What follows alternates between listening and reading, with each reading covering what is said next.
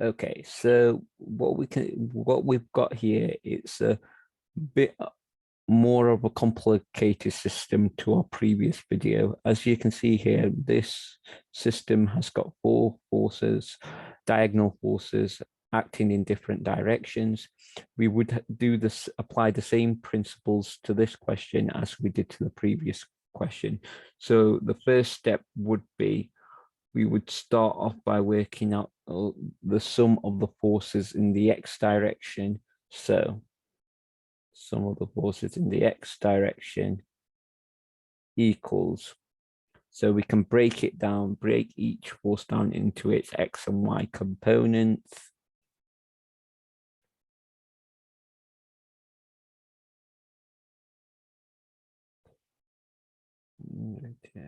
So we know 56 cos 25, let's start off with that. That'll give us part of the answer. But then we can do, if we look at this force, 32 sine 72, which would then give us the force acting in the x direction.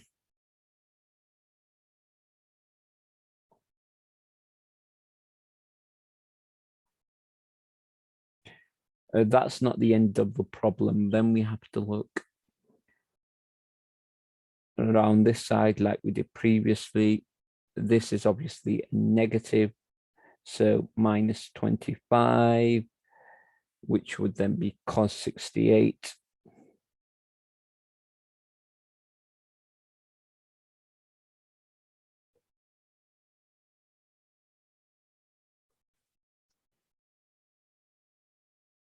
With then a negative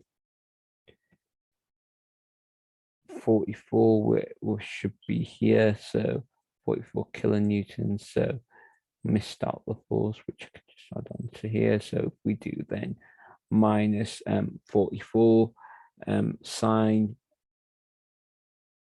31,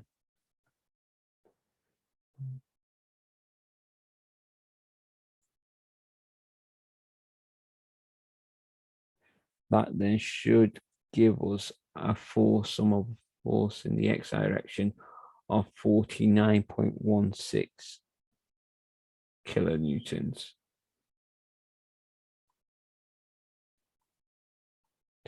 We do exactly the same thing in the y direction, so we can work out the sum of the force in the y direction equals, we start off with this one, 56 sine 25.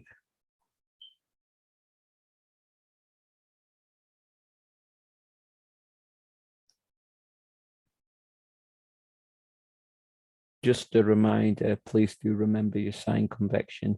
Cos is when it's going close, sine is when it's heading backwards towards the y direction. So let's then, the next stage is, so we've done 56 sine 25. So then we've got that minus 32 minus 32 cos 72.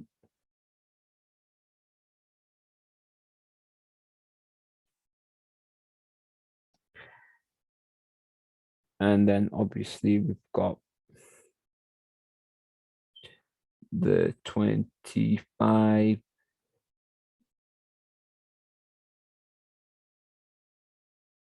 So if we do plus 25 sine 60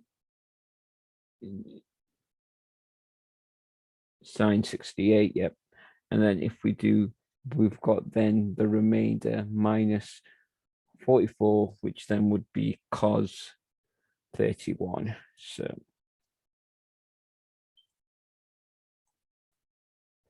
if we then pop that into a calculator, be careful to include the right sign convention in the calculator in order to ensure you don't get a valid answer. So if I then pop that into my calculator, you would then be getting a force of negative 0.76 newtons. Again, we can work out the resultant force. Just separate that for a moment. So the resultant equals the sum of the forces in the x direction squared plus Fy squared.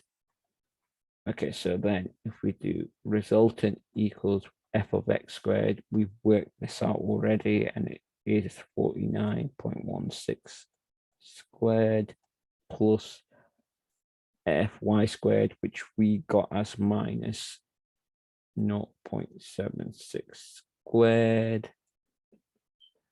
Then that should then give us a resultant of 49.17. So just bear with us.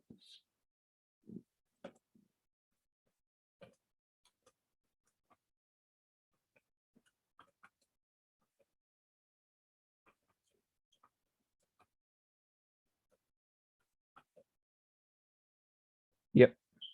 So then we can obviously work out the direction,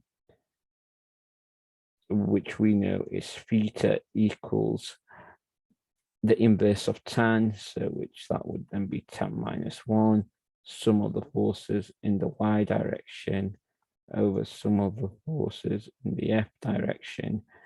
Then if we input the numbers in that we worked out previously, so theta equals tan minus 1, 0.76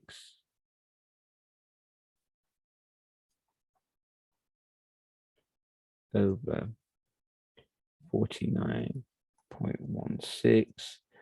Then that should, so if we do 0.1 divided by 49.16, that then should be 0.88 degrees. So that's how you work out the magnitude and the direction for a more complex 2D system. I'll create another video focusing on another more complex example, and you should have got the hang of on how to do these questions by now. So please do remember to like, comment, and subscribe, and stay tuned for some more videos.